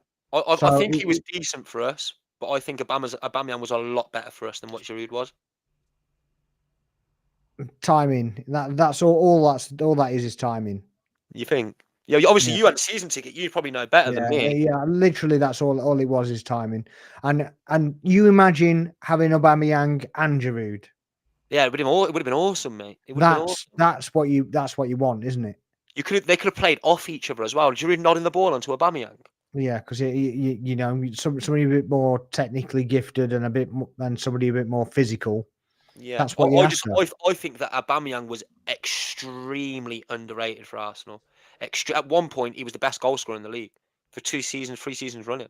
Well, people try to forget it purely because of his attitude. That's the thing. Yeah, he was awesome for us. Up to signing that contract, when he signed the contract, Sparks, yeah, he went and signed that contract. We were begging him because he was our best player by far. He was carrying. Yeah, but he knew that at that point. He knew that, and he was like, "Well, yeah, there you go, then, isn't it? Yeah, I've done." But there we have it.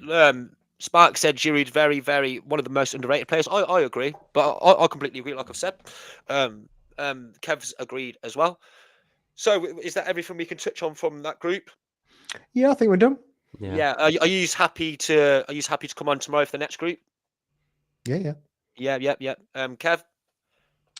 Yeah, potentially, yeah. Yeah, just give me a shout. Just let me know. Yeah. One thing I will say is that I do think the way I picture it is France and England making it to the semis, and I think the winner of that game takes the tournament. Personally, yeah. Well, the ones I've done, France don't face England in the semis. Right. Okay. I'll send you a link later on, bro. You can go on. Why don't we do that tomorrow? Yeah, we can do the Telegraph thing. Why don't we do the road to the final tomorrow? Yeah, we'll do the road to the final tomorrow, and then the day after, 100%. So we just got. And then we can finish off the groups in one long stream, and then it's the Euros, isn't it? Yeah. We'll do a road so we can get it on the Telegraph, people. Just to let you know, if you go on the Telegraph, they give you choose the teams, and it does it all the formats for you, and it puts you through, and it does it all that way. I don't give away the secrets until tomorrow. Secrets of tomorrow. It's like the Telegraph. I found it off someone else. Not everybody's seen the Telegraph. There's 45 people in here. None of them might have seen it. They might not come back. Yeah, they're too busy watching the best YouTuber ever. They're here for the YouTube celebrity anyway. They're here for the best YouTuber anyway. So it don't make a difference what I say about the Telegraph and that. They're here for your boy. I mean, I'm here just for Sparks, whereas other people are here for the best YouTuber around. It's not me. It's Kev. I'm here for the best YouTuber around. Fairness. Kev's my new favorite YouTuber. I'm not really a YouTuber, but yeah, okay. I just enjoy the podcast. They're good fun. You are technically you are. Do an intro for us. An intro, okay. I'll make one. Make an I'll intro for me. Okay. Okay. Because he's a musician, ain't he, Sparks? That's what I'm saying. Oh yeah, a jingle. You can do it as a jingle. A little jingle. Yeah. Yeah. And we'll do Jingle some jangle, waving jingle or whatever. jangle. Come by, Can't do that anymore. Anyways, people. Anyways, it's getting a bit silly now. Yeah, we're going too far now. Yeah. On that, you know what, Sparks? We're How gonna can get we finish? cancelled. How can we finish?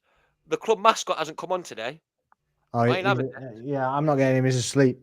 Is he asleep? This Yeah, is asleep. this is a disgracia. That's what this is. Mm. Yeah, I'm not getting him. Mikel Arteta. I'm gonna if I edit this video afterwards, I'm gonna put that in. I'm just gonna edit the video just for that one moment. I'm put Arteta up here saying this is a disgrace.